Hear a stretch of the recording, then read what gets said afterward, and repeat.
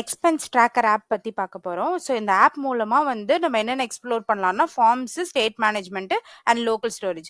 So இங்க local storage நம்ம வந்து தெரிஞ்சுக்கிறனால நம்ம வந்து நோட் ஜேஸோட எண்ட் பாயிண்ட்ஸ் எதுவுமே இங்க யூஸ் பண்ண போறதில்ல. ஆல்சோ இவ்வளோ நாளா நம்ம ஒரு காம்பனன்ட் வச்சு மட்டுமே வந்து நம்ம எல்லா ஒர்க்கும் வந்து பண்ணி பார்த்துருக்கோம். இப்போ எப்படின்னா மல்டிபிள் காம்பனன்ட்ஸை எப்படி ஒரு இண்டெக்ஸ் காம்பனன்ட் மூலமா வந்து எடுத்துட்டு வர போறோம்னால இதுல செக் பண்ணலாம். So this videos could be like 3 பார்ட்ஸா வரப்போகுது.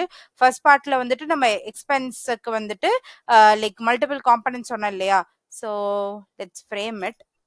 ஸோ மல்டிபிள் காம்பனன்ட்ஸ்ல ஃபர்ஸ்ட் காம்பனன்ட் வந்து என்னவா இருக்கும்னா எக்ஸ்பென்ஸ் வந்து ஒரு ஃபார்ம்ல நம்ம வாங்க போறோம், அதுதான் வந்து ஃபர்ஸ்ட் காம்பனன்ட். அப்புறம் எக்ஸ்பென்ஸ் லிஸ்ட், அந்த என்னென்ன எக்ஸ்பென்ஸ் ஆட் ஆயிருக்கோ அதை லிஸ்ட் பண்றோம். தென் எக்ஸ்பென்ஸ் சம்மரி. ஸோ இது மூணுமே செப்பரேட் காம்பனன்ஸா வரும். And expense index. ஸோ இது மூலமா நம்ம என்ன பண்ண போறோம்னா எக்ஸ்பென்ஸ் இண்டெக்ஸ்ல தான் ஒரு ப்ராப்ஸ் யூஸ் பண்ணி எப்படி டிஃப்ரெண்ட் காம்பனன்ட்ஸ்க்கு வந்துட்டு நம்ம ப்ராப்ஸ்ல வந்து வேல்யூஸ் அனுப்பி செக் பண்ண போறோம்னு வந்து பார்க்க போறோம். ஸோ இந்த 4 காம்பனன்ட்ஸ் வரப்போகுது. ஸோ இந்த வீடியோல வந்து நம்ம வந்து எக்ஸ்பென்ஸ் ஃபார்ம் மட்டும்தான் பார்க்க போறோம். அண்ட் நெக்ஸ்ட் வீடியோல எக்ஸ்பென்ஸ் லிஸ்ட்டும் எக்ஸ்பென்ஸ் சம்மரியும் பார்ப்போம். அதுக்கு அடுத்த வீடியோல எக்ஸ்பென்ஸ் இண்டெக்ஸ். இந்த எக்ஸ்பென்ஸ் இண்டெக்ஸ்ல தான் வந்து நம்ம லோக்கல் ஸ்டோரேஜ் பத்தி எல்லாம் வந்து செக் பண்ணிக்க போறோம். Okay, let's get into the code. இதை வந்து ஸ்டார்ட் பண்றதுக்கு நம்ம எப்பவும் கிரியேட் பண்ற மாதிரி ஃபர்ஸ்ட் நான் வந்து டைரக்டரி கிரியேட் பண்ணிக்கிறேன், பிகாஸ் இது நிறைய இருக்கிறனால. Expense tracker.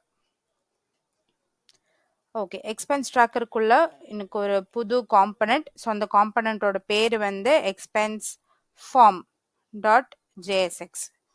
ஓகே, ஸோ இப்போ நான் எதுவுமே வந்து இப்போ ஆப் டாட் ஜேஎஸ்எக்ஸில் வந்து நான் இப்போ இம்போர்ட் பண்ண போகிறதில்ல, நம்ம ஒவ்வொன்றா பார்த்துட்டு போகிறோம். மோரோவர் இது வந்து பெருசாக நம்ம இங்கே லைக் அவுட்புட்டை வந்து இப்போ பார்க்க முடியாது, ஃபைனல் வீடியோவில் தான் பார்க்க முடியும். ஓகே, எனக்கு வந்து எக்ஸ்பென்ஸ் ஃபார்மில் வந்து நான் என்ன பண்ண போகிறேன்னா இம்போர்ட் ரியாக்ட். யூஸ் ஸ்டேட்டும் வேணும், ஏன்னா ஸ்டேட் மேனேஜ்மெண்ட்காக. ஓகே, இம்போர்ட் பண்ணியாச்சு. அடுத்து ஃபங்க்ஷன். ஓகே, மேபி இங்கே நான் வந்து காம்பனன்ட் கிரியேட் பண்ணுறேன். காம்பனன்ட் வந்து ஜென்ரலாக வந்து நம்ம எப்படி கிரியேட் பண்ணிட்டு இருந்தோம்னா ஃபங்க்ஷன் கீவேர்டு காம்பனன்ட்டோட பேர். இங்கே வந்து நான் டிஃப்ரெண்ட்டாக கொஞ்சம் கான்ஸ்ட் யூஸ் பண்ணி கிரியேட் பண்ணலாம். எக்ஸ்பென்ஸ் ஃபார்ம் அதே தான், கான்ஸ்ட் கீவேர்டு யூஸ் பண்ணுறோம். எக்ஸ்பென்ஸ் ஃபார்முங்கிறது வந்து காம்பனன்ட்டோட பேர். அண்ட் இந்த மாதிரி ஃபங்க்ஷன் ஆரோ ஃபங்க்ஷன் யூஸ் பண்ணியாச்சு. அண்ட் இதை வந்து எக்ஸ்போர்ட் பண்ணியாகணும். So export default expense form. Okay, so இது பண்ணியாச்சு. அண்ட் இதுக்குள்ள வந்துட்டு நம்ம வந்து ஸ்டேட் மேனேஜ்மெண்ட் வந்து பண்ணணும். அதுக்கு முன்னாடி நான் சொன்னேன் இல்லையா, ப்ராப்ஸ் மூலியமா மற்ற காம்பனன்ட்ஸுக்கு வந்துட்டு நம்ம டீட்டெயில்ஸ் வந்து அனுப்ப போறோம்னு. ஸோ நான் இங்கே முன்னாடியே ப்ராப்போட நேம் போட்டு வச்சுக்கிறேன், ஆன் ஆட் எக்ஸ்பென்ஸ் அப்படின்னு சொல்லிட்டு. ஓகேவா, இது எங்க நம்ம அனுப்புவோம், எங்க வேல்யூஸ் இருக்க போதுனால அடுத்தடுத்து நம்ம பார்ப்போம். ஓகே, இப்போ ஸ்டேட் மேனேஜ்மெண்ட். ஸோ வந்து ஒரு எக்ஸ்பென்ஸ் ட்ராக்கர் அப்படின்னா என்னென்ன இருக்கணும், ஒரு டிஸ்கிரிப்ஷன் இருக்கணும், அமௌண்ட், டேட் இருக்கணுமா. ஸோ அதுக்கு வந்து ஸ்டேட்ஸ் வந்து கிரியேட் பண்றேன். கான்ஸ்ட் டிஸ்கிரிப்ஷன், என்ன எக்ஸ்பென்ஸ்ன்னு தெரிஞ்சுக்கிறதுக்காக இந்த டிஸ்கிரிப்ஷன். அண்ட் யூஸ் ஸ்டேட்ல வந்துட்டு இப்போதைக்கு இது வந்து எம்டி ஸ்ட்ரிங்காக தான் இருக்க போகுது. அண்ட் யா, நெக்ஸ்ட் கான்ஸ்ட் அமௌண்ட், ஏன்னா இந்த எக்ஸ்பென்ஸ் அதாவது இந்த டிஸ்கிரிப்ஷனுக்கு என்ன அமௌண்ட் வந்து ஸ்பெண்ட் பண்ணோம் அப்படின்னு தெரிஞ்சுக்கிறதுக்காக. இது வந்து யூஸ் ஸ்டேட் தான், யூஸ் ஸ்டேட்ல வந்துட்டு. ஓகே, நெக்ஸ்ட் கான்ஸ்ட் எந்த டேட்டு, எப்போ இந்த எக்ஸ்பென்ஸ் நடந்துச்சு அப்படின்னு தெரியணும் இல்லையா, அதுக்காக டேட்டு செட் டேட்டு, இது யூஸ் ஸ்டேட்டு. இது வந்து எம்டி ஸ்ட்ரிங்காக நான் வந்து இனிஷியலாக வந்து சொல்லிக்கிறேன். ஓகே, இப்போ ஸ்டேட் வந்து நம்ம எல்லாமே பண்ணியாச்சு. நான் ரிட்டன் எழுதுறேன். ரிட்டனில் வந்துட்டு நம்ம ஃபார்ம் வச்சு எழுத போகிறோம், அப்புறமா அதோட ஹேண்டில் பண்ணுறதுக்கான மெத்தட் எழுதலாம்.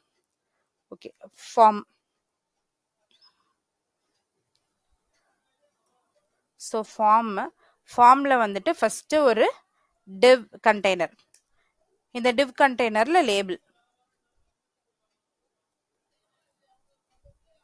டிஸ்கிரிப்ஷன். அந்த லேபிளோட இது வந்து என்னன்னா டிஸ்கிரிப்ஷன், அதாவது ஃபர்ஸ்ட் இன்புட் வந்து அதோட லேபிள் வந்து டிஸ்கிரிப்ஷன். அப்புறம் ஒரு இன்புட் பாக்ஸ். ஸோ இந்த இன்புட் பாக்ஸ் வந்து அதுக்கான டைப் வந்துட்டு டெக்ஸ்ட், ஏன்னா டிஸ்கிரிப்ஷன் வந்து டெக்ஸ்ட்ல தானே இருக்கும். வேல்யூ வந்து என்ன, நம்ம தான் ஸ்டேட் ஆல்ரெடி சொல்லியிருக்கோம்ல டிஸ்கிரிப்ஷன்னு, அந்த ஸ்டேட்டு.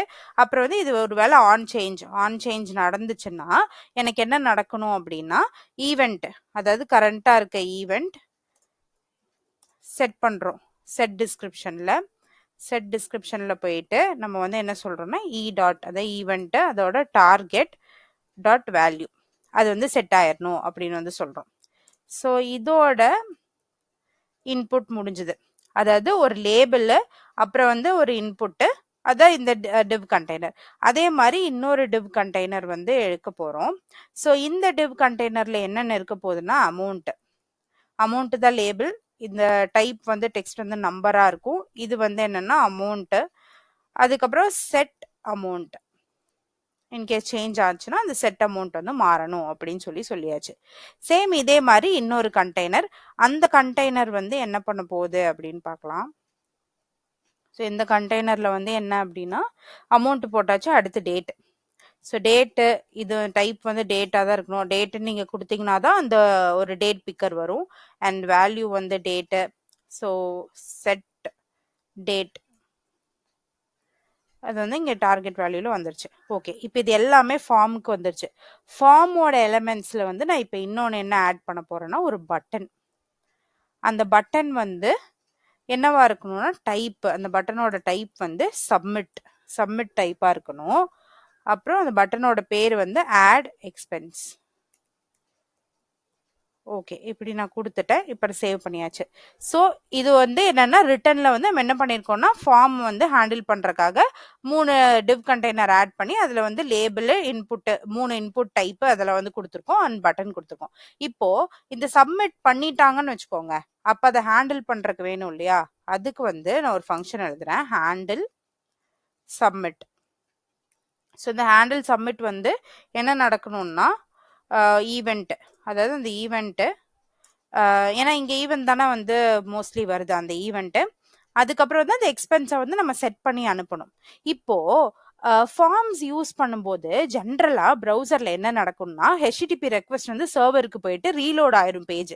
எப்போல்லாம் ஃபார்ம் யூஸ் பண்ணுறோமோ அப்போல்லாம் இது நடக்கும். ஃபார்மில் போய் சப்மிட் பண்ணாலே இது நடக்கும். ஸோ இது மாடர்ன் ரியாக்ட் ஆப்ஸில் வந்து இது ப்ரிவென்ட் பண்ணுறதுக்கு ஒரு வே இருக்குது. என்ன அப்படி, ஏன்னா நான் இப்போ ஃபார்மில் வெறும் டிஸ்கிரிப்ஷன் மட்டும் கொடுத்துட்டு சப்மிட் பண்ணுறேன்னு வச்சுக்கோங்க, உடனே போய் எல்லாம் ரீலோட் ஆகக்கூடாது, எனக்கு பேஜ் ரீலோட் ஆகக்கூடாது. சப்மிட் வேணால் நடக்கலாம், ஹேண்டில் ஆகலாம், பட் வந்து பேஜ் வந்து ரீலோட் ஆகக்கூடாது. அதனால மாடர்ன் ரியாக்ட் ஆப்ஸில் வந்து நான் வந்து ஃபார்ம் சப்மிஷனை வந்து பேஜ் ரெஃப்ரெஷ் ஆகாமல் இருக்கிறதுக்கு ஹேண்டில் பண்ணுறதுக்கு என்ன பண்ணலாம்னா அந்த ஈவெண்ட் டாட் ப்ரிவென்ட் டிஃபால்ட். ஓகேவா? ஸோ ப்ரிவென்ட் டிஃபால்ட் பண்ணிட்டோம்னா என்ன ஆகும்னா பேஜ் வந்து ரீலோட் ஆகாமல் வந்து தடுக்கும். இது வந்து நோ ரீலோட் இது யூஸ் பண்ணுறதுனால. ஓகே, ஸோ நெக்ஸ்ட் இப்போ வந்து எனக்கு எக்ஸ்பென்ஸ் வந்து ஒரு ஆப்ஜெக்டா ஆட் பண்ணணும். So கான்ஸ்ட் expense which is equal to என்னன்னா டிஸ்கிரிப்ஷன், அதுக்கப்புறம் வந்து அமௌண்ட் வந்து என்னன்னு வரணும் அப்படின்னா, அமௌண்ட் வந்து ஆக்சுவலாக வந்துட்டு ஃப்ளோட்டிங் பாயிண்ட்ல வந்துட்டு வந்துச்சு அப்படின்னா பார்ஸ் ஃப்ளோட் வந்து நம்ம ஆட் பண்ணணும். ஜென்ரலாகவே இந்த ஃபினான்ஷியல் டிரான்சாக்ஷன்ஸ் இதெல்லாம் யூஸ் பண்ணும்போது பார்ஸ் ஃப்ளோட் யூஸ் பண்ணி தான் அமௌண்ட் வந்து ஹேண்டில் பண்ணணும். அடுத்து டேட். ஸோ இது ஒரு எக்ஸ்பென்ஸ் ஆப்ஜெக்ட். நம்ம எப்போல்லாம் ஃபார்மில் ஆட் பண்ணுறோமோ அப்போல்லாம் இப்படி ஒரு ஆப்ஜெக்ட் வந்து எக்ஸ்பென்ஸில் வந்து ஆட் ஆகிட்டே இருக்கணும். ஸோ இந்த எக்ஸ்பென்ஸில் ஆட் ஆகிறது வந்து எனக்கு இன்னொரு காம்பனண்ட்டுக்கு தெரியணும் இல்லையா, அப்போ தானே இந்த ப்ராப்ஸ் மூலமாக வந்து நான் சென்ட் பண்ண முடியும். இப்போ வந்து நம்ம இந்த ப்ராப்ஸை வந்து லோட் பண்ண போகிறோம். அதாவது ஆன் ஆட் எக்ஸ்பென்ஸில் வந்துட்டு இந்த எக்ஸ்பென்ஸ் இதை வந்து நான் லோட் பண்ணிட்டேன். ஓகே, இப்போ என்னன்னா எனக்கு வந்து ஃபார்ம் இருக்கு, அந்த ஃபார்மோட வேல்யூஸ் எல்லாம் கிளியர் ஆகணும். அதுக்கு செட் டிஸ்கிரிப்ஷனாக இருக்கட்டும், எல்லாமே இந்த செட்டர்ஸ் எல்லாத்தையும் வந்து நம்ம என்ன பண்ண போறோம்னா எம்டி இது பண்றோம். Set amount, set date. So இது எல்லாமே வந்து எம்டி இதுவாக ஆயிரும். ஸோ இப்படி இருக்கிறதுனால நமக்கு என்ன நடக்கும் அப்படின்னா வந்துட்டு ஒன்ஸ் வந்து எக்ஸ்பென்ஸ் ஆட் ஆனதுக்கப்புறம் நம்ம அது ப்ராப்ஸில் அசைன் பண்ணிடுவோம். அசைன் பண்ணதுக்கப்புறம் மீதி இருக்கிற அந்த ஃபார்மில் இருக்க டீட்டெயில்ஸ், அதாவது இன்புட் பாக்ஸ் எல்லாமே கிளியர் ஆயிடணும். இப்போ இந்த ஹேண்டில் சப்மிட்டை எங்கே கால் பண்ணணும்னா இந்த ஃபார்மோட ஆன் சப்மிட், அதாவது இந்த ஃபார்மை வந்து சப்மிட் ஆகும்போது நம்ம என்ன பண்ணணும்னா ஹேண்டில் சப்மிட் கால் பண்ணு அப்படின்னு வந்து இங்கே சொல்லிடுறோம். ஓகே. ஸோ இதுதான் எக்ஸ்பென்ஸ் ஃபார்ம பத்தி. இப்ப நம்ம என்ன பார்த்துட்டு இருக்கோம்னா, எக்ஸ்பென்ஸ் ட்ராக்கர் ஆப். அதுல வந்து மல்டிபிள் காம்போனன்ட்ஸ் வந்து இது பண்ண போறோம். அதுல வந்து ஃபர்ஸ்ட் ஃபார்மும் ஸ்டேட் மேனேஜ்மென்ட்டும் பார்க்குறோம்.